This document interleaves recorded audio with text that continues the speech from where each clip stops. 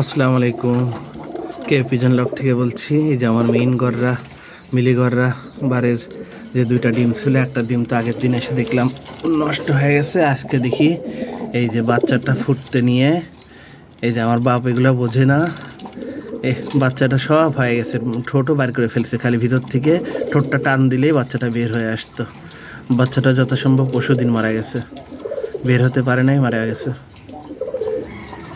এরকমই হয়, নিজে না থাকলে আর কি করা, কিছু করার নাই। আমি থাকি এক শহরে বিজনেস নিয়ে, বাবাও বয়স্ক মানুষ, বোঝে না। এই যে ডিমটা ফুটতে নিয়ে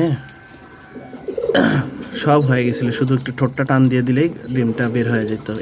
এইটাও একটা ভুলের কারণ হচ্ছে এই যে গ্রিড, অতিরিক্ত গ্রিড খাওয়ালে ডিমের খোসা শক্ত হয়ে যায়, তখন আর বের হতে পারে না। এটা এই কারণে, এই যে অতিরিক্ত গ্রিড খাওয়ানোর কারণে এই জিনিসটা হয়েছে। করার নাই, এখন আসলে নিজে তো টাইম দিতে পারি না। সপ্তাহে আসি, এই যে আজকে মঙ্গলবার আর শুক্রবার, এখন এগুলো মানে নেওয়া ছাড়া উপায় নেই।